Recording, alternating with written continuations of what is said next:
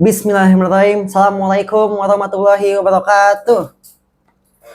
Alhamdulillahirabbil alamin. Wassalatu wassalamu ala anbiya'i wa mursalin wa ala alihi wa sahbihi ajmain. Amma ba'du.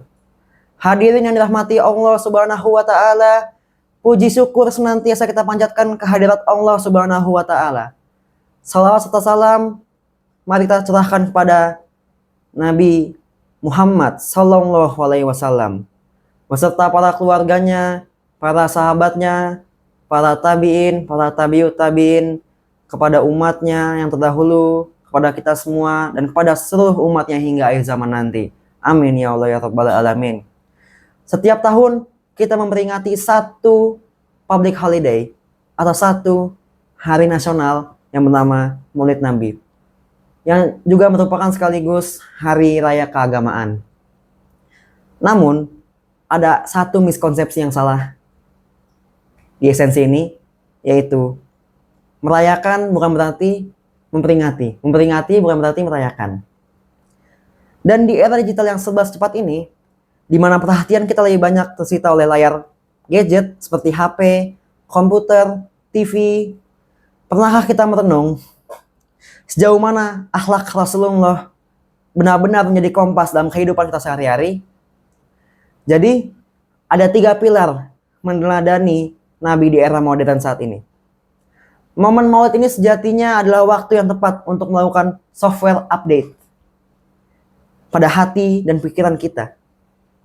Meneladani Rasulullah di era modern nggak selalu berarti hal-hal besar seperti berpolitik, seperti berkhutbah. Nggak harus. Bagi kita rakyat kecil, kita bisa melakukan banyak hal yang sangat sederhana. Dan hal-hal tersebut dilakukan sehari-hari tanpa kita sadari. Yang pertama, menjaga lisan dan ketikan. Rasulullah bersabda, sabda nih, hadis nih. Barang siapa yang beriman kepada Allah dan hari akhir, hendaklah ia berkata baik atau diam. Pilih diam atau ngomong. Pilih berkata baik atau diam. Pilih 2 pilihan itu. Di era media sosial, lisan kita atau jari kita sering mengetik hal-hal yang mungkin kurang berkenan, yang mungkin kurang sopan ketika kita berbicara dengan individu lain. Meneladani Nabi berarti menahan diri dari menyebarkan hoax, sama aja tuh. Menghindari komentar kebencian, ujaran kebencian, hate speech, atau menghindari fitnah, dan menjadikan akun sosial media sebagai ladang amal jariah, seperti menyampaikan ilmu, menyampaikan segala sesuatu yang bermanfaat bagi maslahat umat dan semuanya, bukan dosa jariah seperti hoax ataupun fitnah yang kita sering lihat di media sosial. Yang kedua, menghidupkan sifat al-amin atau dapat dipercaya.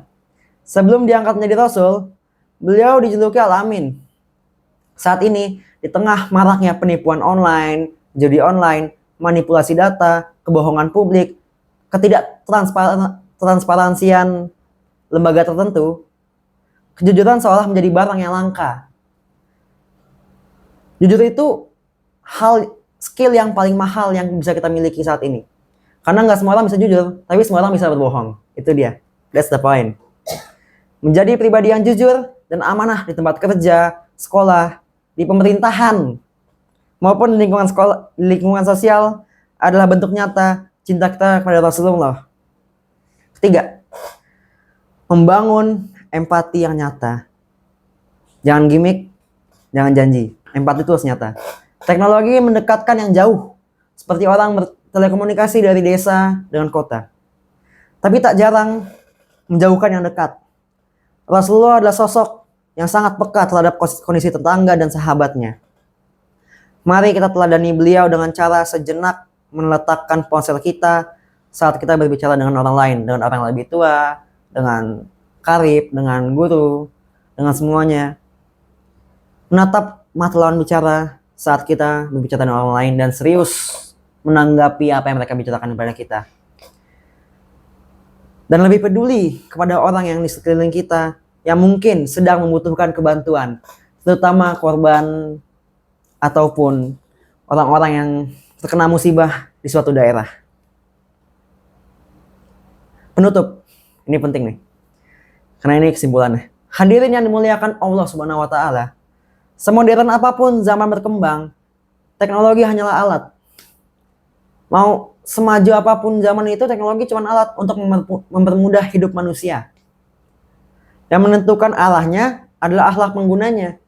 Kita yang mengarahkan, kita yang menggunakan, bukan kita yang diperbudak oleh teknologi. Salah. Itu adalah miskonsepsi yang sering orang salah pahami di era saat ini. Akhlak Rasulullah SAW adalah satu-satunya panduan yang tidak akan pernah kadaluarsa atau bahasa bekennya tuh expire oleh zaman.